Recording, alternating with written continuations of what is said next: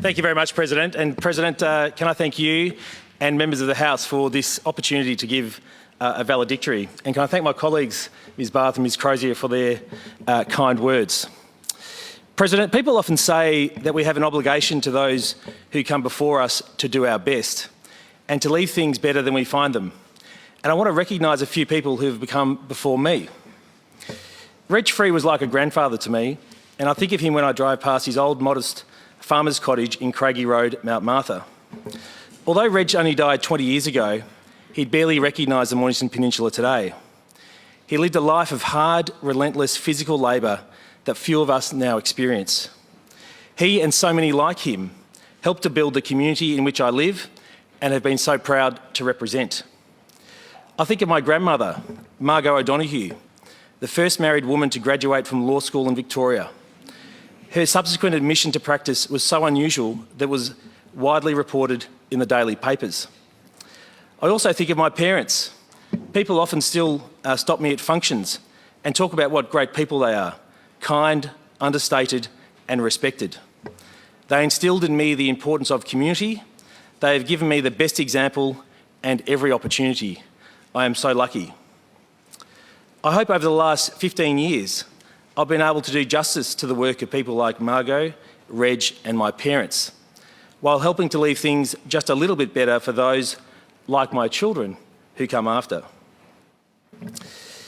Mr President, when I started in this role, I was told by many to keep my private life private. Having done so, my only regret is that I haven't publicly said enough about my family and what they have done for me over this journey. I'm so fortunate to be married to such an amazing, selfless, talented and loving woman as my wife Jen. She's never complained when I've rung on countless occasions to say I won't be home after all. I'm sure something all of us can relate to. As an intelligent and astute reader of politics and people, Jen's advice and counsel to me has been invaluable. Indeed, at many functions, particularly Liberal Party functions, it's often been said to me that if I ever wanted to retire, that Jen should replace me. She's fabulous. And indeed, she is. She's missed her chance, Mr President. She sacrificed so much to enable me to be my best, and I look forward to returning the favour in the coming years. I've also refrained from publicly singing the praises of our 4 incredible children, who, while still young, are already teaching me so much about life and forging their own way with maturity, compassion and poise. To Charlotte, Claudia, Tommy and Sebastian, I can't wait to see where your life journeys take you, and always remember to reach for the stars. I take this opportunity to also thank my parents, my 2 awesome, supportive, successful brothers, Nicholas and Jonathan, Jen's family, and all of whom without their support I could never have served in the Parliament for so long. One of the most remarkable things about being a Member of Parliament is the people you meet. From the constituent who has lost everything and is in urgent need of help, to the citizenship ceremonies where the joy from new citizens is palpable, and it's always such a strong reminder of how lucky we are to live in this country. Every person's story is unique and important and deserves respect. It has been such a rich experience to get to know and work with people from every aspect of society. Mr President, I want to just describe a couple of groups of people or individuals that I've worked with. I've worked with the 39th Infantry Battalion Association over the last decade to sponsor 2 Year 10 Cardinia Shire students every year to walk the Kokoda track, with the aim of developing future community leaders and to honour those who have served and defended Australia, particularly those who served during the Kokoda campaign. The scholarship is named after 2 local veterans, and twice a year we hold an event in my electorate office to either launch the scholarship or to announce the winners. Sadly, as the years have gone by, fewer veterans are still with us, making it all the more important to honour their legacy by teaching subsequent generations about what they did for our country.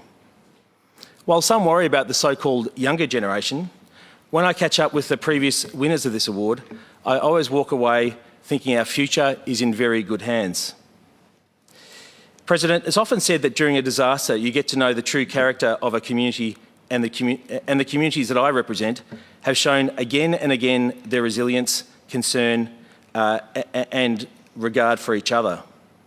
Over the last 15 years, the Eastern Victoria region has seen more than its fair share of natural disasters, from the Gippsland floods of 2007, 2012, 2018, 2021, the 2009 Black Saturday bushfires, the 2020 Gippsland bushfires, to the storm event of earlier this year that caused so much destruction across the Dandenongs and the Yennard district. During this time, I've met many remarkable CFA, SES, CWA, Red Cross police and other first responders going about their work to protect the community. It's such a privilege to represent such people. Like all MPs, I've worked with the community on a number of projects. Today I just want to talk about just one, the Officer Specialist School. Prior to its opening, many children with significant disabilities from West Gippsland and the southeast of Melbourne were spending up to 2 hours each way every day on a bus to access appropriate education in inner Melbourne. The Officer Specialist School has changed that. It's an outstanding school for some of the most vulnerable members of our community. It's a great example of what community can achieve. And I was pleased to work with my friends Brad Batten and Martin Dixon, together with Cathy Smith, who led the community campaign for that new school. One of the happiest events I've attended as an MP was the opening of the school by Premier Dennis Napthine, who himself has a lifelong commitment to people with a disability. I'm grateful to have served as Parliamentary Secretary to Transport Minister Terry Mulder for 2.5 years. I learned a lot from Terry, and he was a wonderful mentor.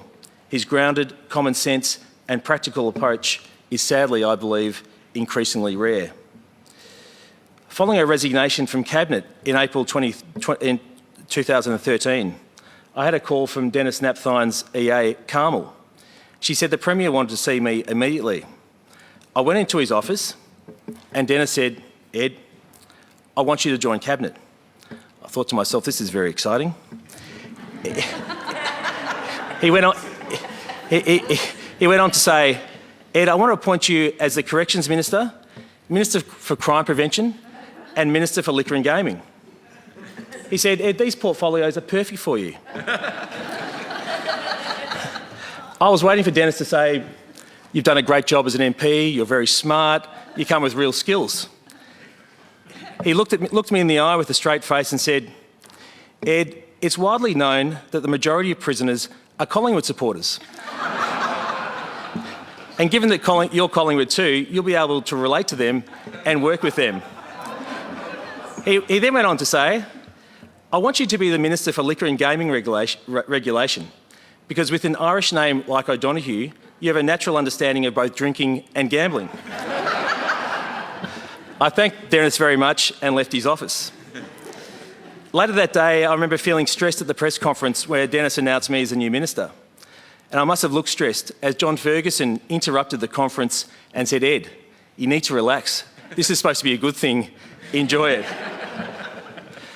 The day after I was sworn in at Government House, I was briefed on the then unknown fact that the shocking murder of the much-loved Jill Maher was committed by a recidivist sex offender who had been on parole. A fact that, once known, rocked the community and shook its confidence in the justice system. This heinous crime followed the rapes and murders of scores of women at the hands of parolees over the previous decade. Fixing this system then became my focus and a focus of the Napthine government. In May that year, I commissioned a review of the parole system by former High Court Judge Ian Callanan. 8 weeks later, his report was handed to government, and shortly after, it was made public. His report was remarkable for its brevity and clarity about what had to be done to fix this broken system. It's a good lesson for all of us that it doesn't always need a Royal Commission, 2 or 3 years of investigations and tens of millions spent on lawyers to implement change. Sometimes it just needs political will, clarity of purpose and clear objectives.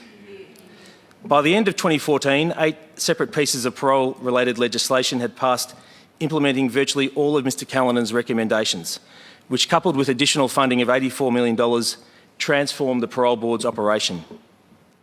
A key recommendation was to require the Board to publicly report how many serious criminal offences were committed by parolees in the previous year. In 2013-2014, a shocking 60 serious violent and sex offences were committed by those on parole. In the 2021 year, 0 offences were committed by parolees. The results of these reforms implemented by the coalition government, and to its credit, maintained by the current government, speak for themselves. The first full-time chair of the APB, Bill Gillard, his successor Peter Cousins, and his long-term deputy Frank Shelton, together with their teams, have done a remarkable job, and the community owes them a huge debt. It has become commonly accepted by the left and many others that so-called tough-on-crime policies don't work and are counterproductive. But a stronger, more risk-adverse parole system has indisputably cut crime, saving the community trauma and loss. The Auditor General, in a 2015 report, acknowledged the significant improvements to the parole system these changes delivered. These reforms have stood the test of time. In early 2014, I had responsibility for the legislation to keep the Hoddle Street killer in jail until he posed no risk to the community. Naming someone in legislation should be done in rare and exceptional circumstances, but this was a case that warranted it. In government, we tried to introduce new innovations to the prison system to tackle growing recidivism, a problem that has only got worse over the last 7 years. The new Ravenhall prison introduced a number of new programs to drive behavioural change, but unfortunately many of these have now gone by the wayside. There is so much more that needs to be done to stop the cycle of crime. As Crime Prevention and Liquor and Gaming Minister, new programs were commissioned to reduce crime and address the causes of offending behaviour, from family violence prevention funding to localised community responses to improve community safety, to strengthen the agent of change principle for the live music industry, to tackling the scourge of problem gambling. I worked closely with Premier Napthine on many of these issues, and he always gave me great support. Perhaps one of the greatest privileges of being a Justice Minister or Shadow Minister from 2013 until just recently was the opportunity to get to know so many dedicated, courageous victims of crime and their advocates. People such as Nolene Nolan, the late Ron Fenton, Di McDonald, Maria Elwood, George Halvargas, Janine Greening, and many, many more. Their capacity to continue on and advocate for change, despite unimaginable loss, should encourage all of us to do our best and to focus on what matters. I'm proud to call many of these advocates friends. While it's much harder to effect change from opposition, it hasn't stopped me from trying. And over the last 17 years, I've introduced, I'm advised by the Papers Office, 17 private members' bills, with several of these bills passing this place, while others were catalysts for change by the government, such as the important No Body, No Parole laws. Being Shadow Minister for Police affirmed my respect for the thin blue line and for the unknown risk these brave men and women encounter every day when they put on their uniform. But today I want to give a shout out to a near invisible group in our community that plays such an important role in the justice system. Every day, thousands of prison officers, psychologists, behavioural change professionals and many, many others who work in the corrections system go to work to protect the community and to help offenders get their lives back on track. Their job can be dangerous, but it is very important, and we owe these wonderful people a vote of thanks. To be Victoria's alternative First Law Officer for 3 years was a great privilege. The Attorney-General holds an important place in our democracy as the bridge between an independent court system, the Parliament and the Executive. I had particularly big shoes to fill, following on from my talented friend John Pesutto, who I hope is soon back as a member of the other place, and Robert Clark, who was an excellent Attorney-General and has a remarkable capacity for work. During my time as the Shadow Attorney-General, I was helped by many lawyers, most who were motivated not by politics, but to ensure there was sufficient scrutiny of the Executive. I thank them all. I also want to acknowledge Michelle Laiolo and her legal team in having the courage to take on the resources of the State of Victoria when she challenged the legality of last year's curfew. The case revealed there was no medical basis for it. I thank my former clerk, John Deaver. John plays such an important role in the Victorian legal community, supporting literally dozens of legal groups. His insights of what is going on in our courts is valued and respected by both sides of politics. President, the Parliament's committee work can find cross-party solutions to important public policy questions, which can in turn be the foundation for the long-term beneficial reform. I was pleased to chair the Scrutiny of Acts and Regulations Committee for 2.5 years and the Legal and Social Issues Committee for 4. It's such a pity the community does not see more of this work, where MPs across the political divide work together in the community's interest. The recommendations made by the LSIC under my chairmanship pave the way for Victoria's assisted dying laws, which empower individuals and reduce suffering. They are compassionate and respect the rights of the individual. This model has been the foundation for similar changes across Australia. The parliamentary staff that service these committees do a great job. I particularly want to thank Richard Willis and Lillian Topic. Being an MP affords the opportunity to be involved in other issues of public and international interest.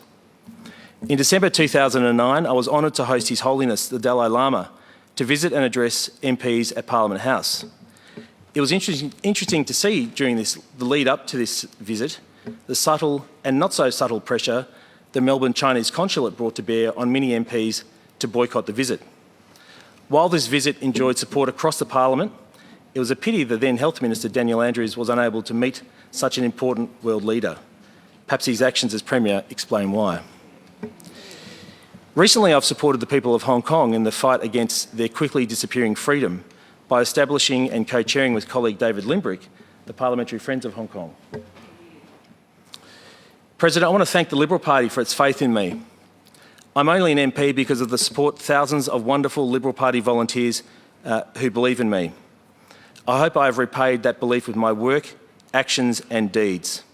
I particularly want to thank my electorate chairman and my good friend, Mr Scott Rossetti, and the electorate executive from Eastern Victoria for their unending support during my time in Parliament. It means an enormous amount to me. The Liberal Party doesn't have unions, it doesn't have green groups, and nor does it, despite the perception, have big business. What it has is everyday citizens who believe in the values of the party, and to each and every one of those members I say a sincere thank you. While it's dangerous to single out people, I want to acknowledge a few members who have worked and supported me so much. Former Monbulk MP Steve MacArthur and his wife Sophie, former leader Alan Brown, Howard and Judy Carter, John and Betty Sharink, Sarah and Ray Crummins, Jack and the late Margaret Mitchell, Anne MacArthur OAM, Mary Aldred, Councillor Dale Harriman, Louise Rees, Frank Greenstein, Ashley Lamers and all those others who have supported me. To the capable and dedicated leaders under whom I've been so lucky to serve, to Ted, to Dennis, to Michael and to Matthew, I thank each of you for your faith in me, your faith and your trust in me and your unswerving commitment to the people of Victoria.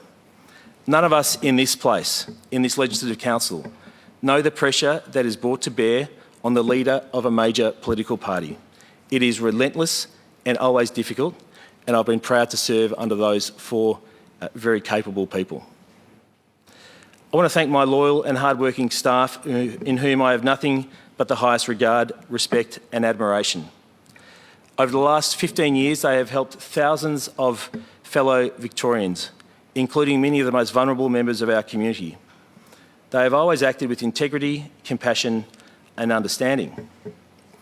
Soon after being elected in 2006, at the suggestion of Mr Rich Phillips, I met Suzanne Lafontaine and we worked together for the next 10 years. Sue is fiercely loyal, the perfect gatekeeper, a wonderful support with enormous experience and a good friend. She started her career working in Henry Bolte's private office when she was 18. How's that for experience?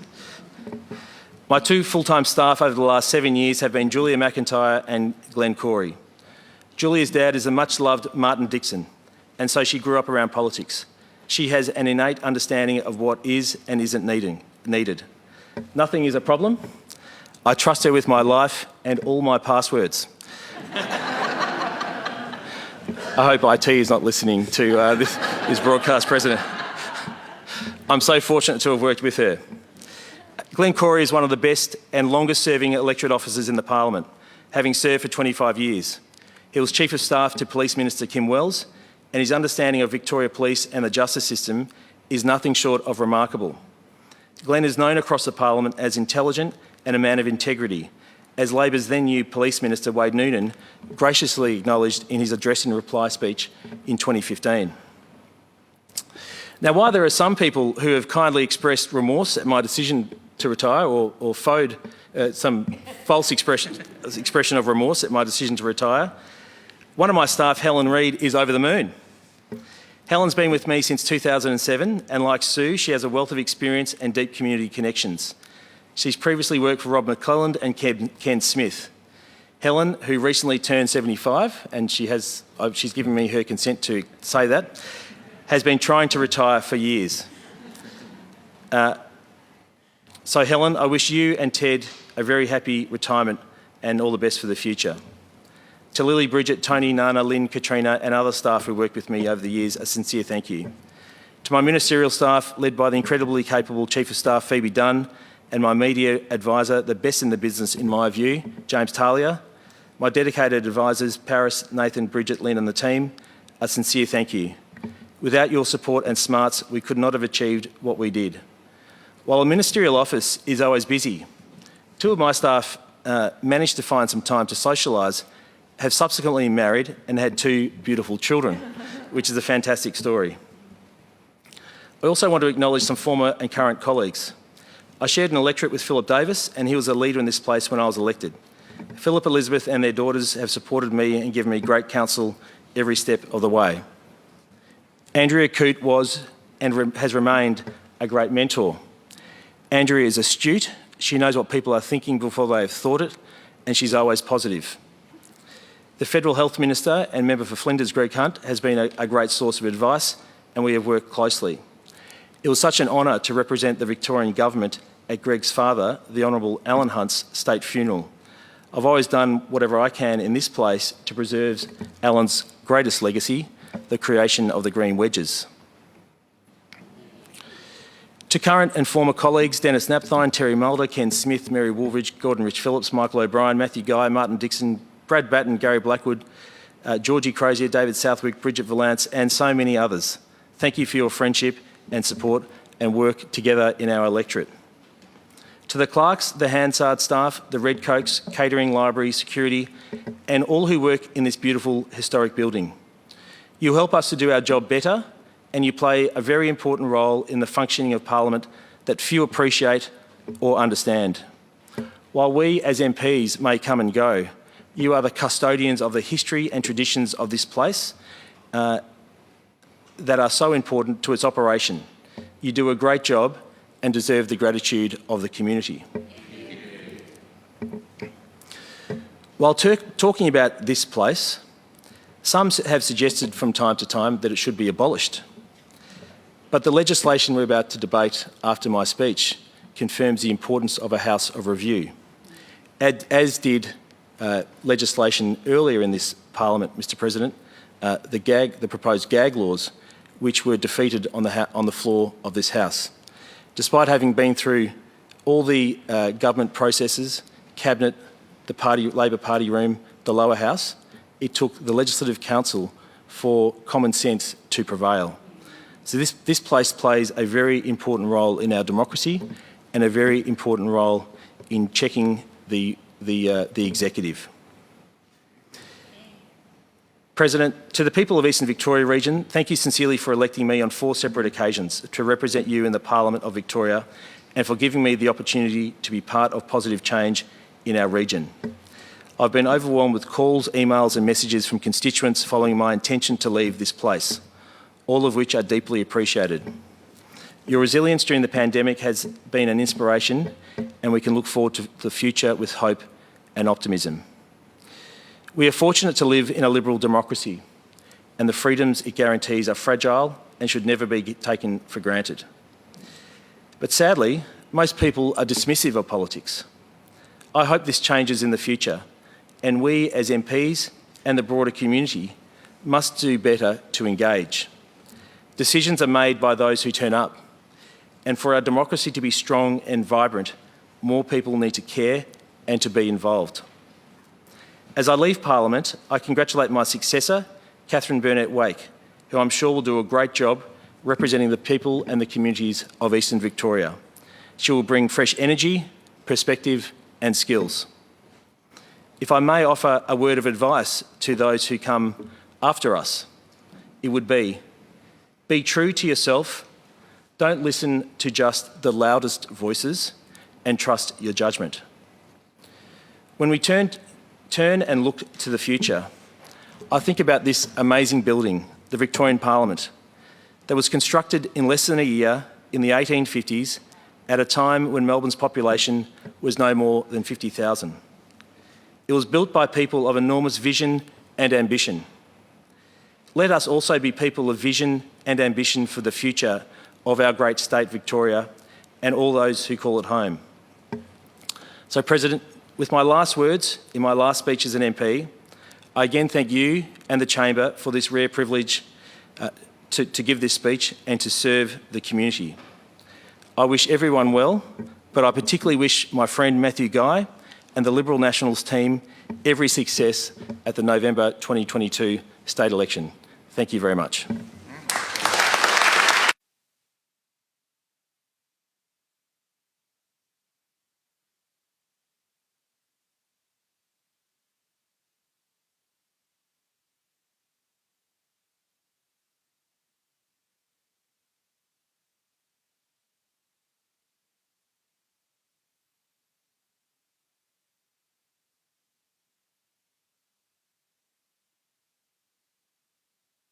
Can I call Mr. O'Donoghue to come forward, please?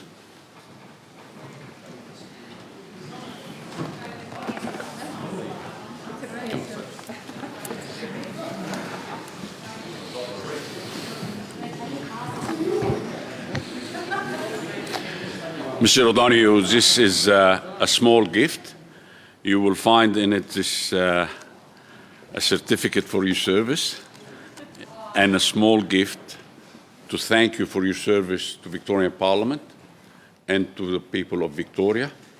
And on behalf of all of us, we wish you and your family all the best. Thank you.